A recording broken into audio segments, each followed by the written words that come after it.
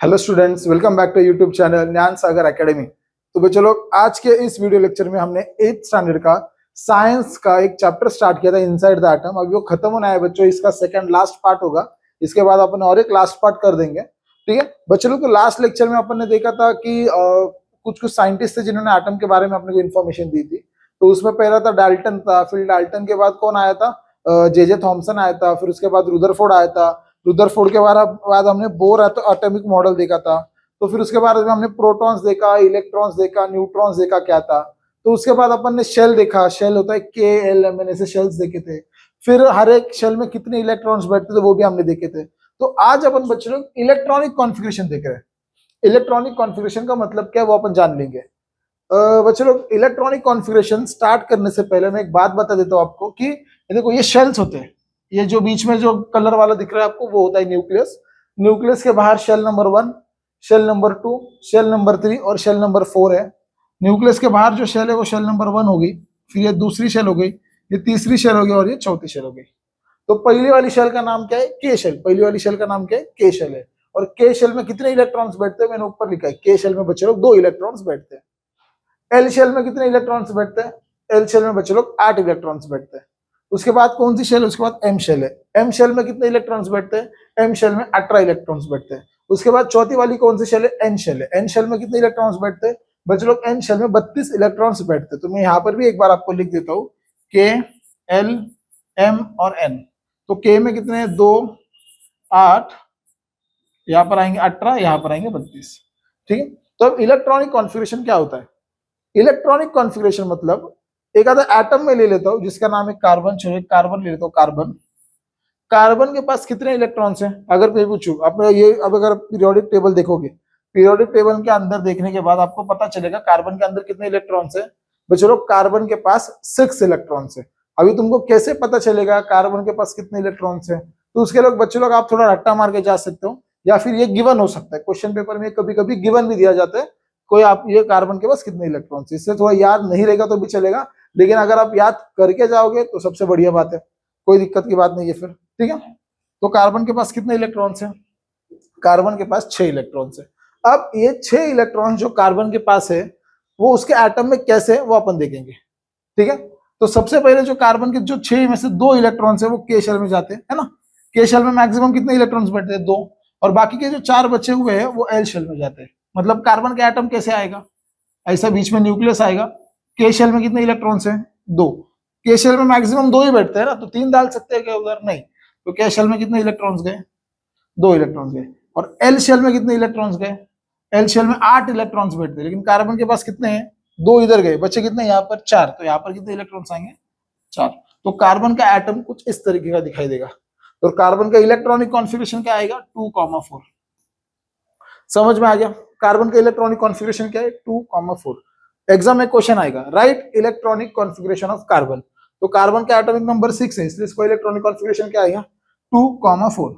Carbon के पास कितने electrons है, वापस एक बार रिवाइज, कार्बन के पास कितने इलेक्ट्रॉन्स है, 6 इलेक्ट्रॉन्स है कार्बन के पास।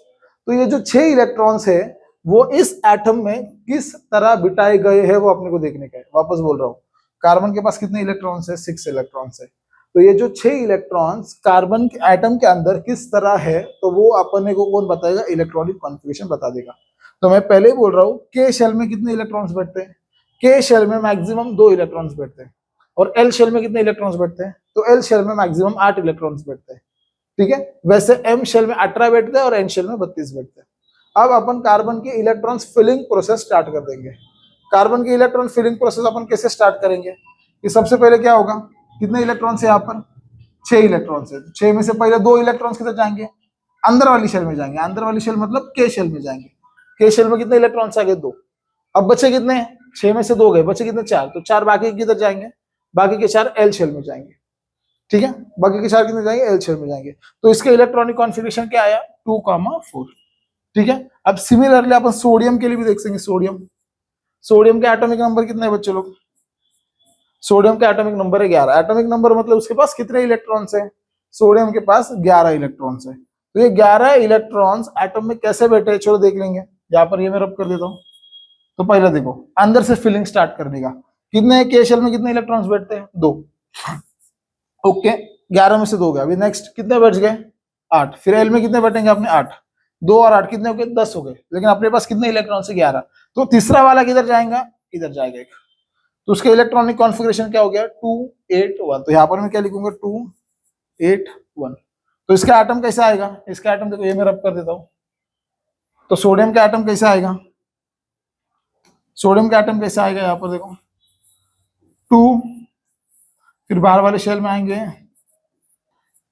8, फिर उसके बाहर वाले शेल में आएंगे 1, समझ में आ गया, ये आपका इलेक्ट्रॉनिक कॉन्फ़िगरेशन है बच्चों लोग, ये समझ में आ गया, ठीक है। तो ये जो है ये वाला 2 कौन से शेल में, 2 था आपका के शेल में, ये था आपका एल शेल में, और ये था आपका एम शेल में, समझ में आ गया। तो पूछा अगर सोडियम का इलेक्ट्रॉनिक कॉन्फ़िगरेशन बताओ तो क्या बोलोगे 2, 8 और 1, बात खत्म, समझ में आ गई।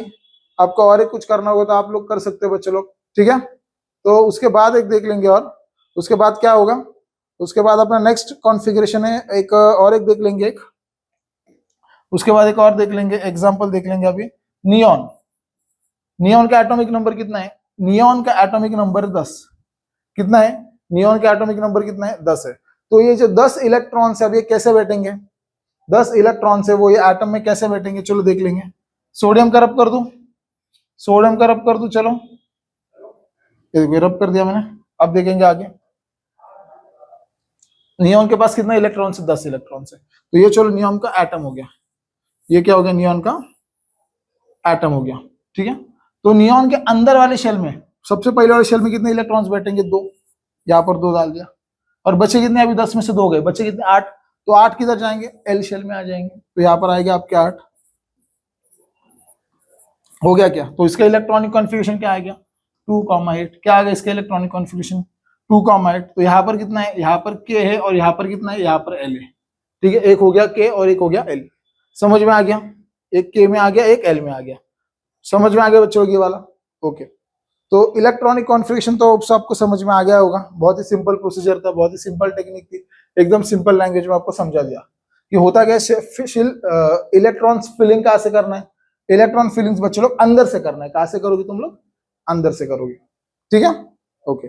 अब नेक्स्ट देख लेंगे अपन क्या है कि वैलेंसी।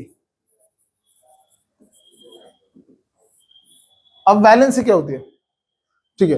वैलेंसी जानने से पहले 2 चीजें पढ़ेंगे, एक होता है वैलेंस शेल, एक होता है वैलेंस शेल, और दूसरा होता है वैलेंस इलेक्ट्रॉन्स, ठीक है। एक क्या पढ़ा अपन ने, वैलेंस शेल, और एक क्या देखा अपन ने, वैलेंस इलेक्ट्रॉन्स। अब ये वैलेंस शेल क्या होता है और वैलेंस इलेक्ट्रॉन्स क्या होता है बच्चे लोग, वो अपन देखेंगे। तो वैलेंस शेल का मतलब क्या, देखो अब ये सोडियम का एटम है ना, सोडियम का एटम में तुमको पढ़ाया था, क्या था सोडियम का एटम कैसा था, सोडियम का एटम कैसा था 281, ठीक है। तो यहाँ पर क्या आएगा, जो लास्ट वाला था ये 2, ये हो गया आपका 5, 6, 7, 8, और ये हो गया 1, तो क्या आपका इलेक्ट्रॉनिक कॉन्फ़िगरेशन क्या 281। तो ये जो सबसे लास्ट वाली शेल होती है, सबसे लास्ट वाली ये वाली, ये सबसे लास्ट वाली शेल होती है, सबसे लास्ट वाली ये शेल होती है, ये शेल को अपन क्या बोलेंगे, वैलेंस शेल, समझ में आ गया। वैलेंस शेल का मतलब आपको समझ में आ गया क्या, एटम में की सबसे लास्ट वाली शेल उसको बोलेंगे अपन वैलेंस शेल। तो ये एटम है, ये एटम में की सबसे लास्ट वाली शेल है, तो ये सबसे लास्ट वाली शेल क्या होगी आपकी, वैलेंस शेल, समझ में आ गया वैलेंस शेल क्या है, ओके। अब दूसरा है वैलेंस इलेक्ट्रॉन्स, ठीक है। लास्ट शेल में जो इलेक्ट्रॉन है, लास्ट शेल में जो इलेक्ट्रॉन है उसको अपन बोलेंगे वैलेंस इलेक्ट्रॉन, क्या बोला मैंने, लास्ट शेल में जो इलेक्ट्रॉन है उसको क्या बोलेंगे अपन, वैलेंस इलेक्ट्रॉन। एक होता है वैलेंस शेल, वैलेंस शेल मतलब क्या, एटम की सबसे लास्ट शेल वो क्या होगी आपकी वैलेंस शेल, और एटम का सबसे लास्ट इलेक्ट्रॉन होगा वैलेंस शेल में का जो इलेक्ट्रॉन होगा वो आएगा आपका वैलेंस इलेक्ट्रॉन, ठीक है। मतलब यहाँ पर देखो कौन से ये आता है के में, ये आता है एल में, ये आता है एम में, तो आपकी वैलेंस शेल कौन सी होगी, आपकी एम वैलेंस शेल होगी। और आपके वैलेंस शेल में कितने इलेक्ट्रॉन है, तो आपके वैलेंस शेल में 1 इलेक्ट्रॉन है, तो वो हो गया आपका वैलेंस इलेक्ट्रॉन। समझ में आ गया क्या, वैलेंस शेल और वैलेंस इलेक्ट्रॉन समझ में आ गया कि, तो अपन आगे बढ़ेंगे। वैलेंस शेल का मतलब क्या होता है, वापस बोल रहा हूं, जो आपकी लास्ट वाली शेल होती है, एटम की सबसे लास्ट वाली शेल होगी वो आपकी होगी वैलेंस शेल, और उसके अंदर जितने इलेक्ट्रॉन्स होंगे वो हो गए आपके वैलेंस इलेक्ट्रॉन्स। समझ में आ गया, फाइन विद दिस? ओके। अब नया टॉपिक है कि वैलेंसी क्या है। सर वैलेंसी बताओ क्या है। ओके, तो चलो अभी सबसे पहले अपन कार्बन के एटम के बारे में देखेंगे। कार्बन के एटम मैंने अभी बना था, वापस एक बार बना लेता हूं। ठीक है, कार्बन के एटम कुछ इस तरीके का मैंने बनाया था। वापस बोल रहा हूँ, ये कैसा बनने का तुमको पढ़ाया था, वापस पढ़ा रहा हूँ इलेक्ट्रॉनिक कॉन्फ़िगरेशन में। कार्बन के पास कितने इलेक्ट्रॉन्स है? कार्बन के पास 6 इलेक्ट्रॉन्स है। तो 6 इलेक्ट्रॉन्स कैसे है? 2 इलेक्ट्रॉन्स अंदर के शेल में और 4 इलेक्ट्रॉन्स बाहर के शेल में।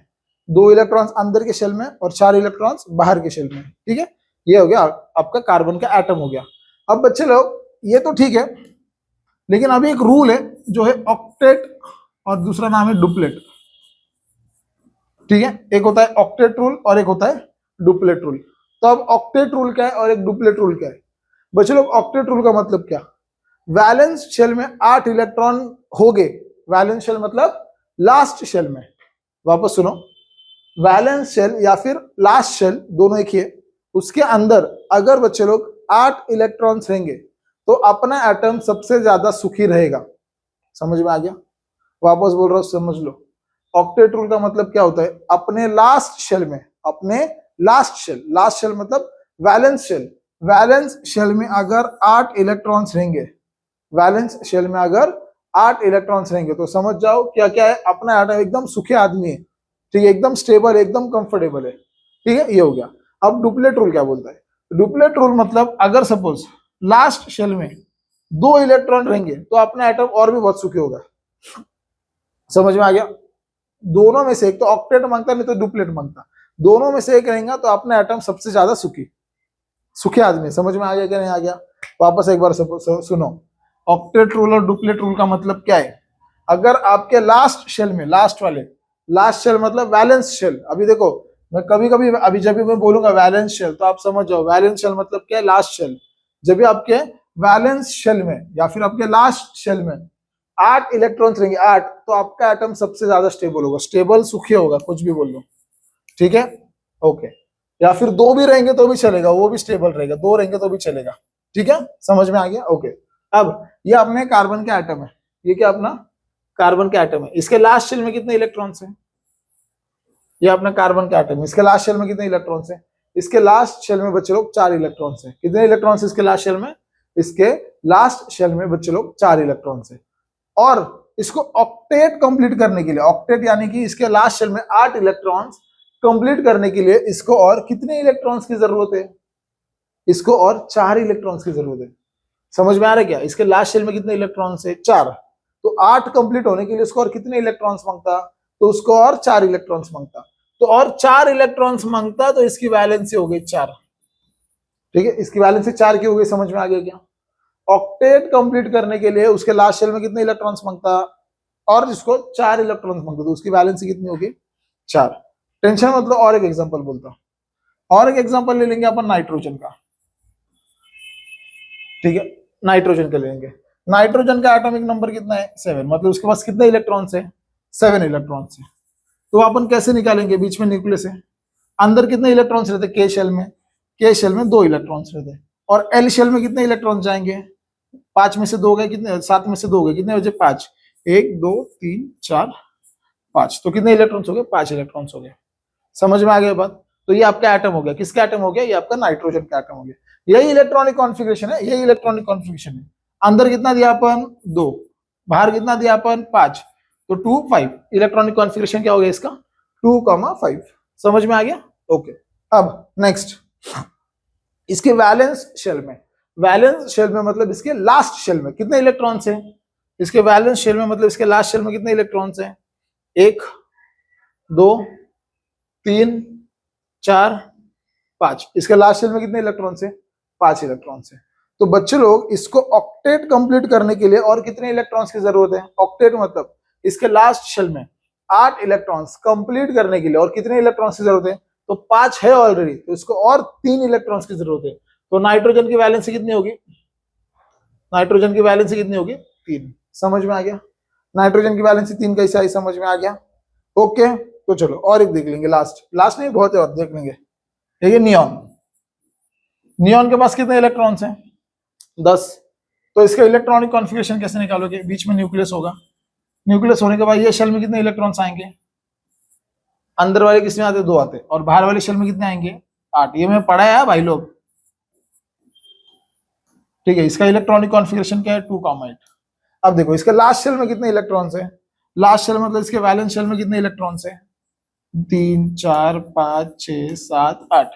इसके लास्ट शेल में कितने इलेक्ट्रॉन्स है बच्चे लोग? इसके लास्ट शेल में पहले से 8 इलेक्ट्रॉन्स है, तो उसको और ऑक्टेट कंप्लीट करने के लिए और कितने इलेक्ट्रॉन्स मांगता? क्या उसको और एक भी इलेक्ट्रॉन नहीं मांगता, मतलब उसको और 0 इलेक्ट्रॉन मांगता। तो इसकी वैलेंसी क्या हो गई? तो इसकी वैलेंसी क्या होगी? 0। समझ में आ गया कि वैलेंसी 0 क्यों होगी? वापस बोल रहा हूँ, इसके लास्ट शेल में कितने इलेक्ट्रॉन्स है? इसके लास्ट शेल में बच्चे लोग 8 इलेक्ट्रॉन्स है, और ऑक्टेट रूल कंप्लीट करने के लास्ट शेल में कितने होता है? 8 ही मांगता था। तो उसके पास 8 इलेक्ट्रॉन्स है, उसको और एक्स्ट्रा इलेक्ट्रॉन्स की जरूरत है क्या? नहीं है, तो उसकी वैलेंसी क्या होगी? 0। देखो इसके लास्ट शेल में कितने इलेक्ट्रॉन्स है? इसके लास्ट शेल में 5 इलेक्ट्रॉन्स है, इसको ऑक्टेट कंप्लीट करने के लिए और कितने इलेक्ट्रॉन्स मांगता है? 3 इलेक्ट्रॉन्स मांगता है, तो इसकी वैलेंसी कितनी हो गई? 3। यहाँ पर देखो कार्बन की वैलेंसी कितनी हो गई? कार्बन की वैलेंसी हो गई 4। क्यों? इसको ऑक्टेट कंप्लीट करने के लिए इसके लास्ट शेल में 8 इलेक्ट्रॉन्स कंप्लीट करने के लिए इसको और 4 इलेक्ट्रॉन्स की जरूरत है, इसलिए इसकी वैलेंसी क्या होगी? 4। ओके, अब एक छोटा सा ट्विस्ट देख लेंगे, सोडियम। ठीक है, सोडियम। अब सोडियम का एटॉमिक नंबर क्या है? 11, मतलब उसके पास कितने इलेक्ट्रॉन्स है? 11। तो उसका इलेक्ट्रॉनिक कॉन्फ़िगरेशन कैसे आएगा? बीच में न्यूक्लियस लेंगे, अंदर कितने इलेक्ट्रॉन्स बैठते हैं? 2। बाहर के शेल में कितने इलेक्ट्रॉन्स बैठते हैं? 1, 2, 3, 4, 5, 6, 7, 8। बाहर के शेल में कितने इलेक्ट्रॉन्स बैठते हैं? 8। तो 2,8, 2,8 कितने हो गए? 8, 10 हो गए ना, अपने को 11 मांगता, तो लास्ट शेल में और कितने रहेंगे? 1। तो 2,8, 1। तो इसका इलेक्ट्रॉनिक कॉन्फ़िगरेशन क्या आएगा? 2,8, 1। अंदर 2 देने का, बाहर 8 देने का, और बाहर उसके बाहर 1 दे दिया, हो गया। ओके, अब इसकी वैलेंसी कितनी है बताओ? अब देखो ऑक्टेट कंप्लीट करने का इसको, उसके लास्ट शेल में कितने इलेक्ट्रॉन्स मांगता? इसके लास्ट शेल में अपने को 8 इलेक्ट्रॉन देने के, कितने? 8। इसके लास्ट शेल में 8 इलेक्ट्रॉन मांगता है, लेकिन इसके लास्ट शेल में कितने इलेक्ट्रॉन्स है? इसके लास्ट शेल में कितने इलेक्ट्रॉन्स है? इसके लास्ट शेल में 1 ही इलेक्ट्रॉन है। वापस बोल रहा है, इसके लास्ट शेल में कितने इलेक्ट्रॉन्स मांगता था? 8 इलेक्ट्रॉन मांगता था। ऑक्टेट रूल कंप्लीट करने के लिए कितने मांगता? 8, लेकिन कितने इसके लास्ट शेल में? 1। तो अभी तुम बोलो सर इसकी वैलेंसी कितनी होगी? तुम बोलेंगे सर इसको और 7 इलेक्ट्रॉन्स की जरूरत है, तो उसकी वैलेंसी होगी 7, है ना? तुमको ऐसा बोलेंगे, लेकिन सोडियम के मामले में ऐसा नहीं होता।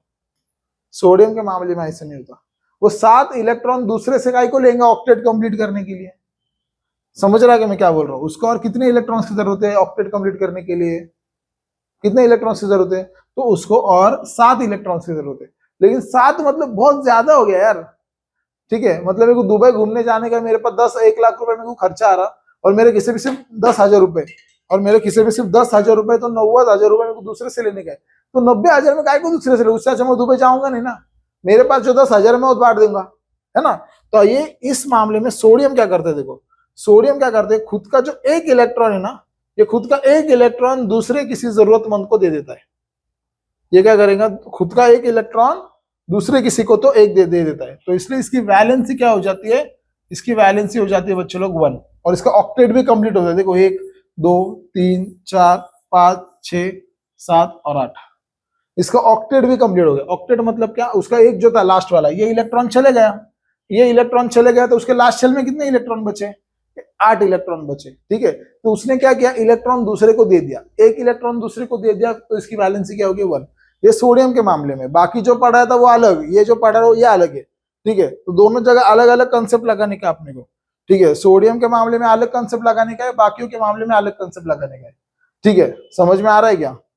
समझ में आ रहा है क्या? देखो वापस बोल रहा हूँ, सोडियम के पास लास्ट शेल में कितने इलेक्ट्रॉन थे? 1 इलेक्ट्रॉन था, तो वो 1 इलेक्ट्रॉन था, वो बाकी लोगों से 7 इलेक्ट्रॉन लेने से अच्छा है वो खुद का 1 इलेक्ट्रॉन दे दे, इसलिए उसने खुद का 1 इलेक्ट्रॉन दे दिया, उसकी वैलेंसी क्या होगी? 1 होगी। समझ में आ गया क्या? ओके, समझ में आ गया बच्चों। थोड़ा सा तुमको डिफिकल्ट लग रहा होगा, लेकिन एक बार वीडियो देख लो, मेरे को नहीं लगता इतना है, बहुत सिंपल लैंग्वेज में आपको पढ़ाने की कोशिश की है, ठीक है। समझ में आ गया बच्चे लोग ये? तो नेक्स्ट लेक्चर में बच्चे लोग अपन आइसोटोप्स और न्यूक्लियर रिएक्टर देखेंगे और अपना चैप्टर खत्म हो जाएगा, ठीक है। होप सो ये आपको समझ में आ गया होगा। स्टार्टिंग कहाँ से की थी? इलेक्ट्रॉनिक कॉन्फ़िगरेशन से हमने स्टार्टिंग की थी। होप सो इलेक्ट्रॉनिक कॉन्फ़िगरेशन आपको समझ में आ गया होगा। कि इलेक्ट्रॉन्स कैसे डिस्ट्रीब्यूट किए मैंने बताया था, के शेल में 2, एल में 8, एम में 18, एन में 32, ये हो गया। फिर उसके बाद हमने क्या देखा, वैलेंसी देखा था, वैलेंस शेल दिखा था, वैलेंस इलेक्ट्रॉन्स देखा था, ठीक है। फिर ऑक्टेट रूल देखा, डुप्लेट रूल देखा, ठीक है। फिर वैलेंसी कैसे कैलकुलेट करते वो देखा, ठीक है। ये थोड़ा रिवाइंड करके एक बार वापस देख लो बच्चों लोग, ठीक है। लास्ट अपना और एक लेक्चर आएगा जो कि अपना लास्ट पार्ट होगा बच्चों लोग, ठीक है। पसंद आ गया होगा तो लाइक करो, सब्सक्राइब करो। Thanks for watching.